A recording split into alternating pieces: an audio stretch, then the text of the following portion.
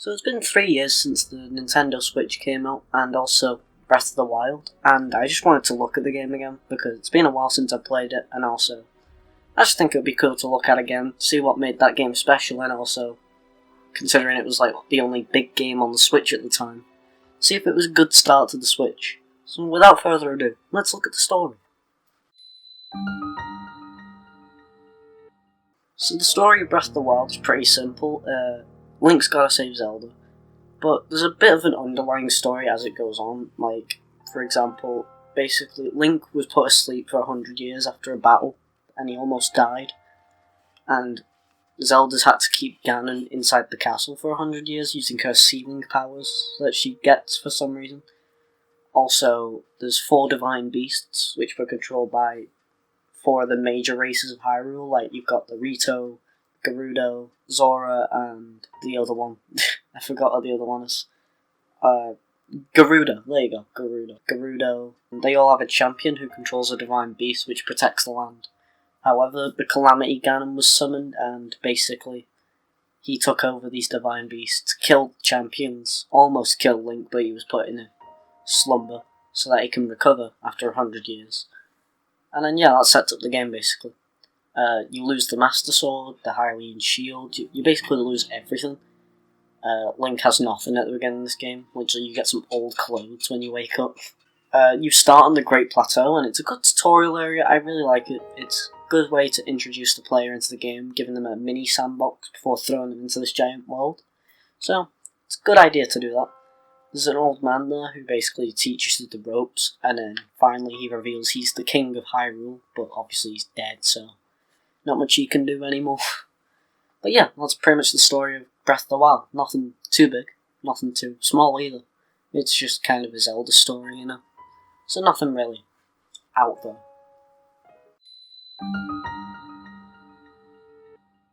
This gameplay, I really like it, honestly. It's very fun, it's very sandbox-like. It reminds me of Minecraft a little bit, but also with a bit of Skyrim mixed in, and maybe.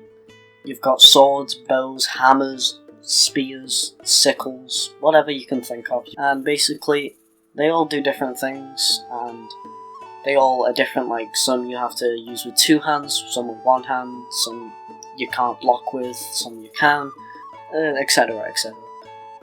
Basically, you've got all these, and they actually break. They have durability, like in Minecraft, but they break really easily, like, embarrassingly easily. Like, I went through so many weapons in this game, it is unbelievable. Even the Master Sword can break.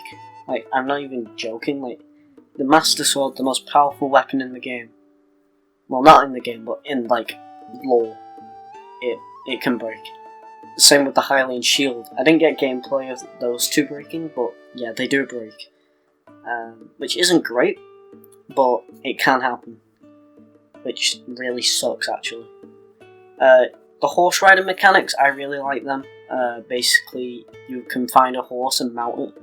I found this black and white horse, and I called it Noir, and I used it throughout the whole game. It didn't die, which you can actually kill the horses, but it didn't die, so don't have gameplay of that. I don't have gameplay of a lot of things, actually. But here we are, 3 years later after the Switch come out, and I'm making this video. But I'm getting off track, aren't I? Anyway, another thing I really like is the runes. Basically, you have a Sheikah Slate, and you basically get a bunch of powers from the Great Plateau. And you basically get to use these special rune abilities. And they do different things, like you've got a bomb one that's basically a magnet, one that stops time, one that freezes things, and there's another one I think, but I can't really recall right now what that is. You can also get a camera as well later on.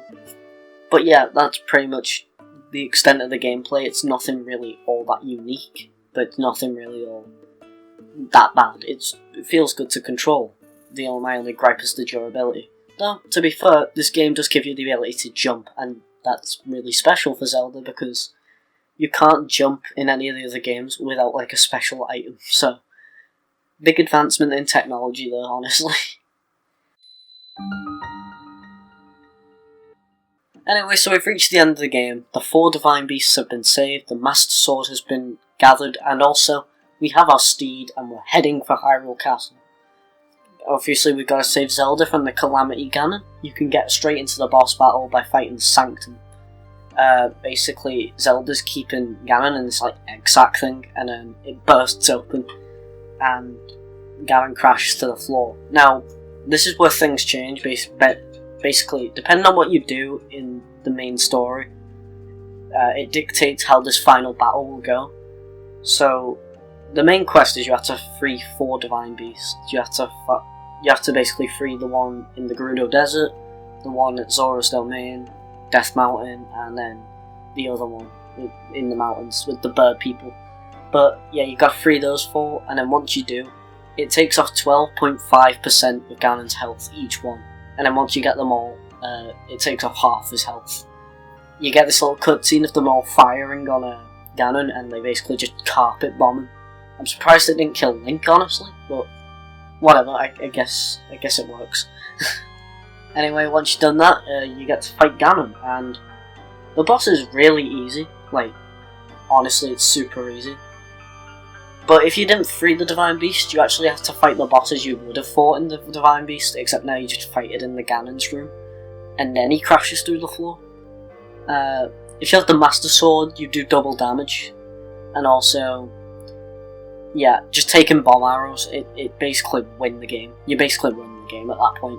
Same if you have Daruk's Protection and Mipha's Grace, because Mipha's Grace allows you to just regenerate, and Daruk's Protection literally just reflects for you, so yeah.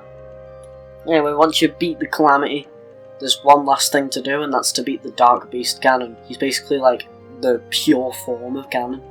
Like, not Ganondorf, not like the pig Ganon.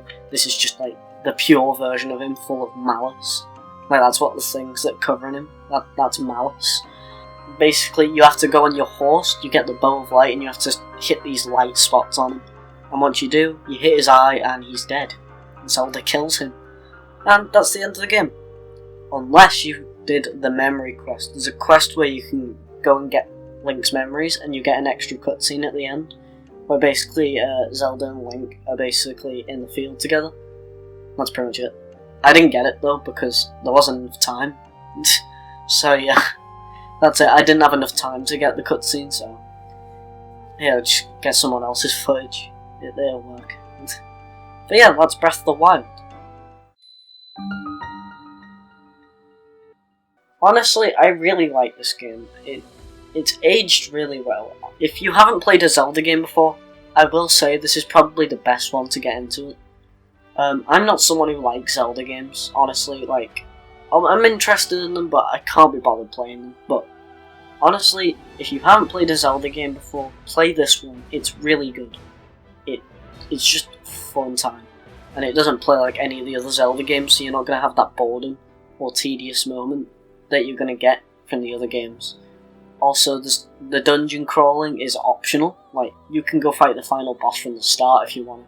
Like, after you get off the Great Plateau, you can just go straight to the boss. I don't recommend it, but you can. And also, you can get these spirit orbs, which basically increase your health, increase your stamina, and yeah, there's all this stuff. And it's jam-packed with content. It was a great way to start the Switch 3 years ago. It's a great Zelda game, probably one of my favourites actually. And I'm going to give this game big, fat 8 out of 10. Whoa, good game, really like it.